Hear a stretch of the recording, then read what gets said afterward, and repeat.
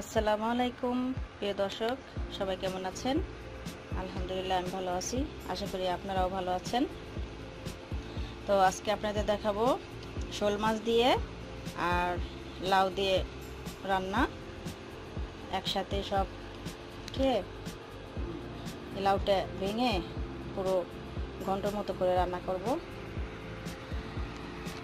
দেখতে পাচ্ছেন আমি অলরেডি কড়াইতে তেল দিয়ে দিচ্ছি। প্রথমে আমি কড়াইতে পেঁয়াজ দিয়ে দেব।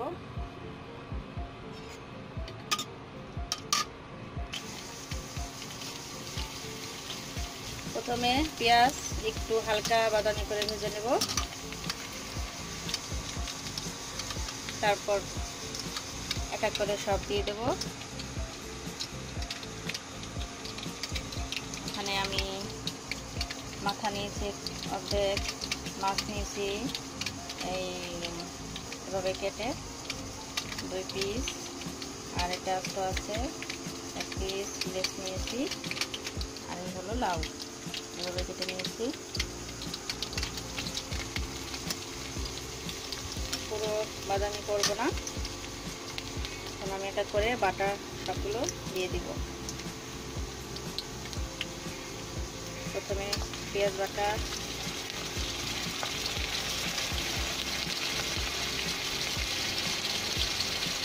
তারপর রসুন বাটা, জিরা বাটা,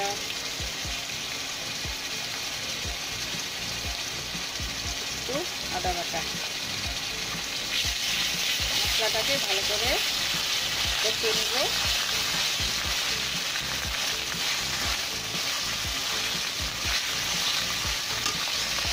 এর মধ্যে আমি হলুদ গুঁড়া, তারপর মরিচের গুঁড়া এগুলো দিয়ে দেবো।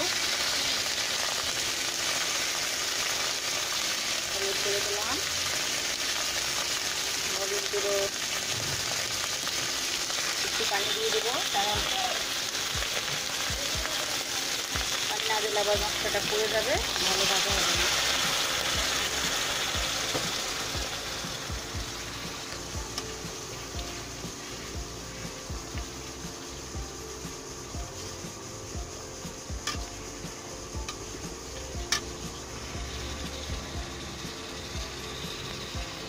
মশলা ভালো করে কষিয়ে নিব।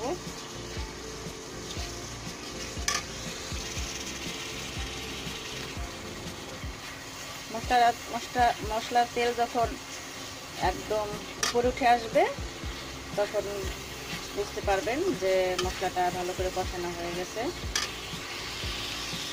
আমি আসলে গুঁড়া মরিচ দিয়েছি, আপনারা যদি চান তাহলে কাঁচা মরিচও দিতে পারেন।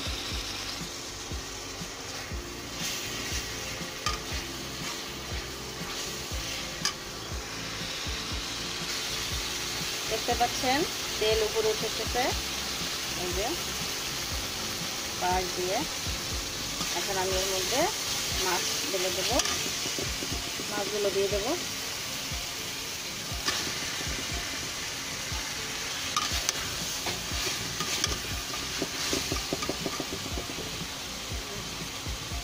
একটু পানি দেবো।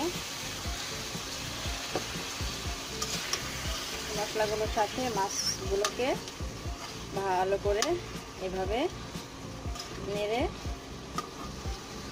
ভালো করে মশলাটার সাথে মাছের সাথে মাখা করে করতে হবে।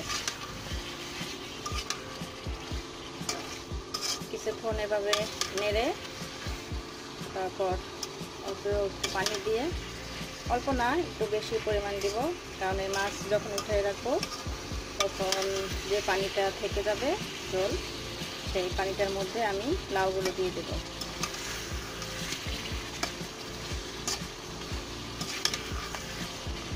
পরবর্তীতে লাউয়ে আর কোনো পানি লাগবে না। লাউ সিদ্ধ হওয়ার পরে যদি আবার পানি দিতে চান তাহলে লাউয়ের যে স্বাদ, ওই স্বাদটা থাকে না, আর লাউটা কেমন যেন একটু শক্ত শক্ত হয়ে যায়। এজন্য আমি এভাবেই করি। এই মাছের ভিতরে বেশি করে পানি দিয়ে দিই একটু, তারপর মাছ উঠিয়ে রেখে তার মধ্যে লাউটা দিয়ে দিই। ওই লাউয়ের পানি গলে তারপর এই যে পানিগুলো থাকে এর সাথে মিশে আমার পুরো জলের পানিটা হয়ে যায়, আর পানি দিতে হয় না। লাউটা একদম খুব সফট হয়, নরম হয়ে যায় একদম।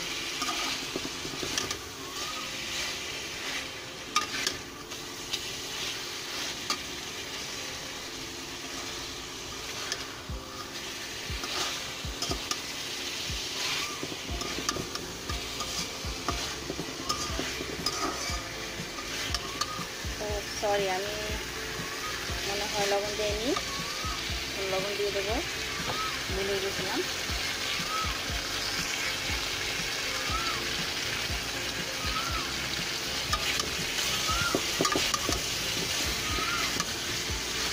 আমি পানিটা দিয়ে দিই।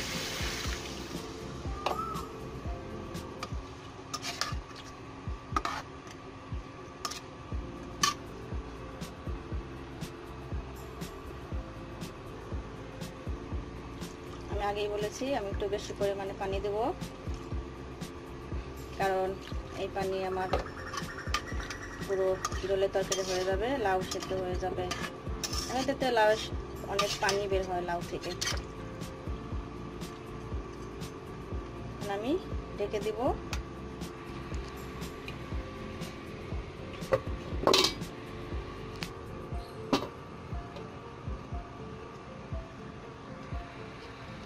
তো দর্শক, আমি এখন ঢেকে দিলাম। এভাবে আমি 5 মিনিটের মতো রাখবো।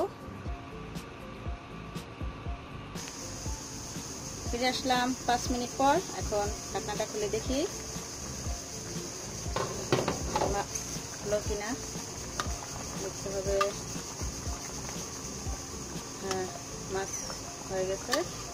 এখন আমি মাছগুলো উঠে রাখবো, তারপর এর মধ্যে লাউ দিয়ে দিব।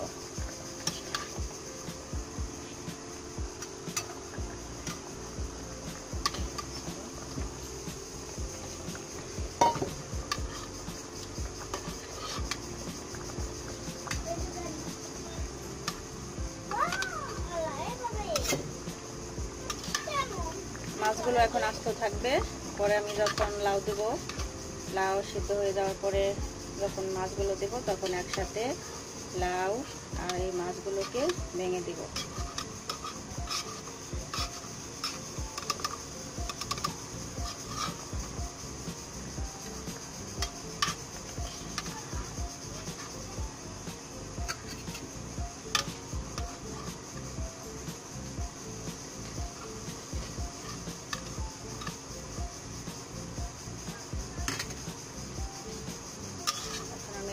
লাউ দিয়ে দেবো।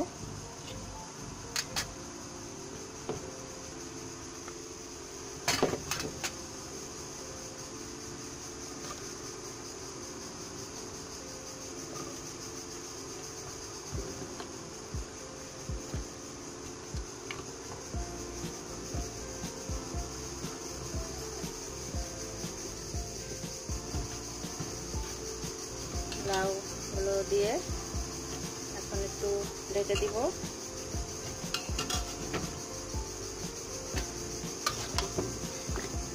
এখন দেখতে হবে যে ঝোলে লবণ কতটুকু পরিমাণ আছে। যদি লবণ কম হয় তাহলে এখনই লবণ দিয়ে দিতে হবে, কারণ লবণ কম হলে এই লাউর মধ্যে লবণ না ঢুকলে লাউ মজা লাগবে না, তরকারির স্বাদই নষ্ট হয়ে যাবে। আমি একটু লবণ দেখে নিই।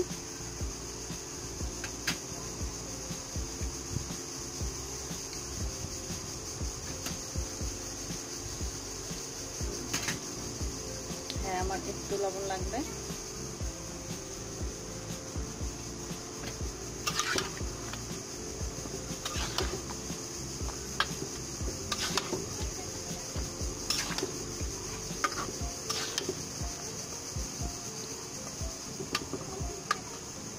এখন আমি ঢেকে দিব।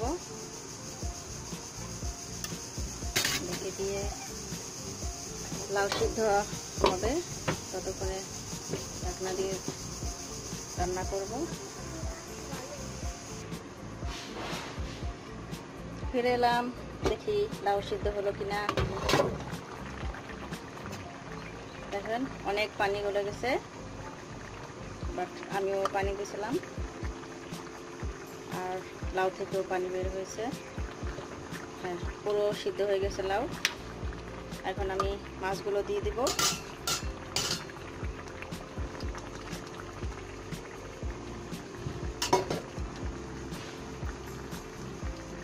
এখন মাছ লাউ একসাথে আমি সবগুলোকে ভেঙে দিব।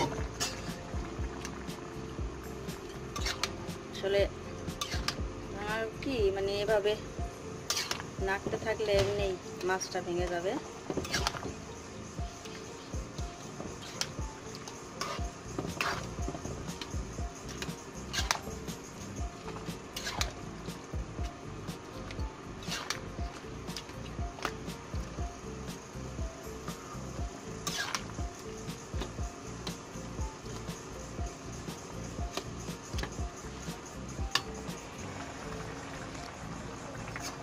দর্শক দেখতে পাচ্ছেন আমি সবগুলো মাছ ভেঙে দিয়েছি, শুধু লেজটা আস্ত রাখছি, কারণ লেজে অনেক বেশি ছোট ছোট কাটা থাকে, তাই আমি এটা আস্ত রেখেছি। এখন আমি কিছু ধনিয়া পাতা দিয়ে দিব।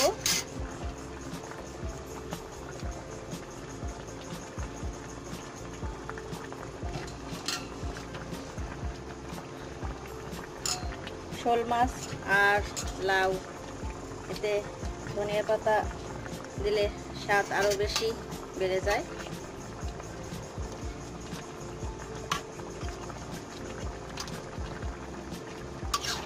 আর কিছুক্ষণ রেখে তারপর নামিয়ে ফেলবো।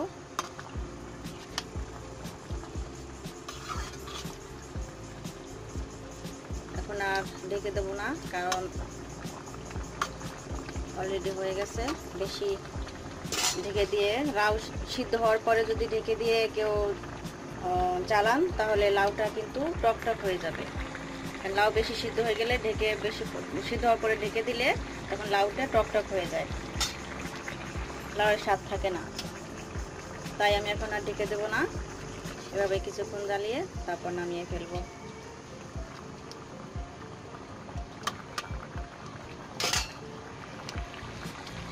আসলে আমার যেখানে আমি রান্না করি সেই জানালা দিয়ে রোদ আসে, তাই আমার এই রোদের যে আলোর কারণে আমার তরকারি বা যাই রান্না করি সেই রান্নাটা একটু মানে সাদা সাদা মনে হয়, যে হলুদ মনে হয় হলুদ কম হয়েছে। আসলে তা না, কারণ হলুদ আমি বাস্তবে দেখতে পাচ্ছি, তাই ঠিক আছে পরিমাণে, কিন্তু ভিডিও ক্যামেরা রোদের পড়ার কারণে আমার তরকারি বা রান্না যে যাই হোক সেটা সাদা সাদা লাগে, মনে হয় যে হলুদ হয়নি। আসলে তা না।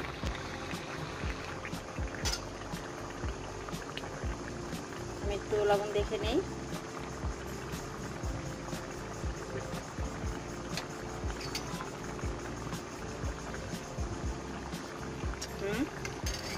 একদম পারফেক্ট, সব ঠিক আছে।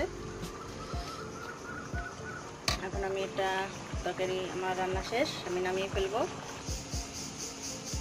দেখতে পাচ্ছেন আমার শোল মাছের তরকারি রান্না হয়ে গেছে, লাউ দিয়ে শোল মাছ। তো বন্ধুরা, প্রিয় দর্শক, আপনাদের যদি আমার এই লাউ শোল মাছের রেসিপিটি ভালো লাগে অবশ্যই লাইক করবেন এবং অন্যকে দেখার জন্য শেয়ার করবেন, আর পরবর্তী ভিডিও দেখার জন্য সাবস্ক্রাইব করবেন এবং পাশে থাকার বেল বাটনটি অন করে রাখবেন। আজ এই পর্যন্তই, পরবর্তীতে অন্য কোনো ভিডিও নিয়ে আসবো। আল্লাহ হাফেজ।